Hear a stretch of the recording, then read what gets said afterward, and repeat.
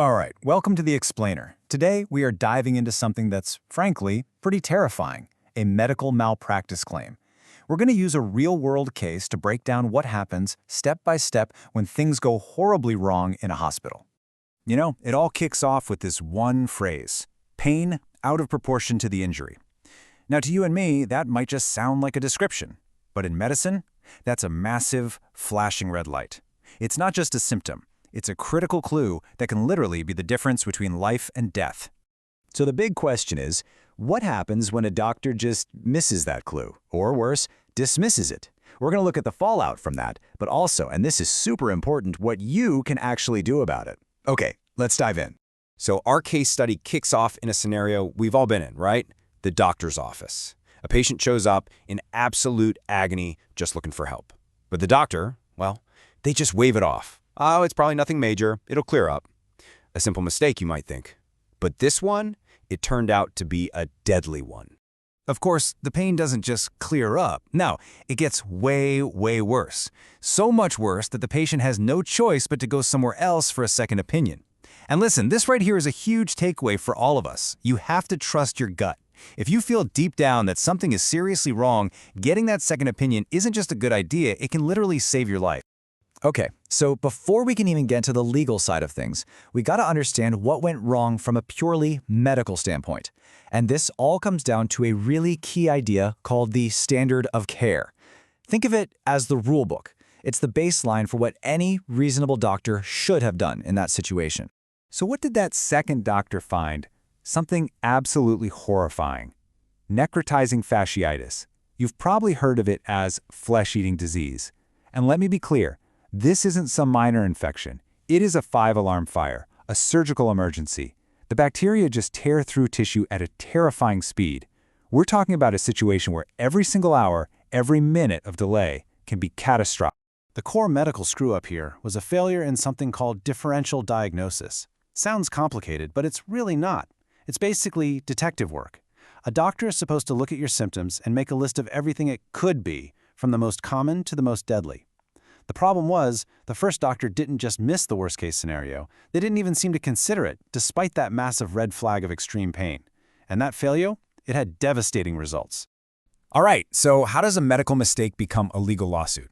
Well, you have to prove 4 specific things. It's like a checklist. Number 1, duty. The doctor had a responsibility to care for the patient. Easy. Number 2, breach. They messed up. They didn't follow that standard of care we talked about. Number 3, causation. This is huge. You have to prove their screw-up directly caused the harm. And finally, number 4, damages. The patient suffered real harm, physically, financially, you name it. You need all 4, no exceptions. And this is the moment the story pivots. It stops being just a medical tragedy and becomes a legal race against time. Because the second you even suspect malpractice, a clock starts ticking, loudly. It's called the statute of limitations, and it is an absolutely brutal, unforgiving deadline. So for this case, which is based in New Mexico, the law says you have exactly 3 years from the day the mistake happened, January 5th, 2023. Now look at that, 3 years. I mean, that sounds like a ton of time, right? But think about it. You're trying to recover, you're buried in hospital bills, you're just trying to survive. That 3-year window? It can disappear in the blink of an eye. And to really bring home just how urgent this is, look at that number. As of today, in this scenario, our patient has just 13 days left. 13 days. After that, the door slams shut. Game over. No second chances. But wait, it gets even more complicated. Because in New Mexico, you can't just go file a lawsuit. Nope.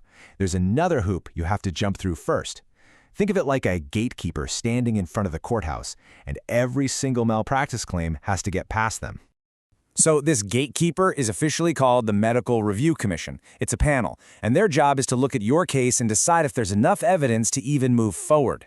But here is the absolute must-know detail. You have to get your case filed with them before that 3-year clock runs out. The good news is, once you do, it pauses the countdown. But if you miss that deadline to file with the commission, you're done. Okay, so the clock is ticking down to the final days. How in the world do you get a lawyer to pay attention like right now? Here's the secret. It's not about writing a long, emotional saga. They're not looking for that. They're looking for the cold, hard facts so they can figure out in about 60 seconds if they can actually help you. When you reach out to a law firm, think of it like an urgent memo. You need to give them a snapshot, a super clear timeline, the names of every doctor and hospital involved, a simple factual rundown of the injury and what it's cost you, medically, financially, all of it. And for the love of everything, you have got to put that deadline front and center, like in the subject line of the email. Make it absolutely impossible for them to miss. Right. Think of it like this. Your goal is to make it easy for them to say, yes, let's talk. So what you want to do is be factual and straight to the point. Give them that clear timeline and scream that deadline from the rooftops. What you don't want to do is get overly emotional, send them a mountain of original documents, or wait until the very last second. Stick to the facts. That's how you get that crucial callback. Okay, let's pull back from all the legal stuff for a second. Because really, the biggest takeaway from a story like this isn't about lawyers or statutes of limitations. It's about you. It's about your power as a patient. Remember how this whole nightmare started? It was with one single moment, when a patient's voice just wasn't heard.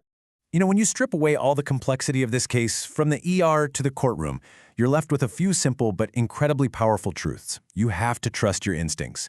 That phrase, pain out of proportion, needs to be a red flag for you too. And please, never ever hesitate to get a second opinion. Document everything.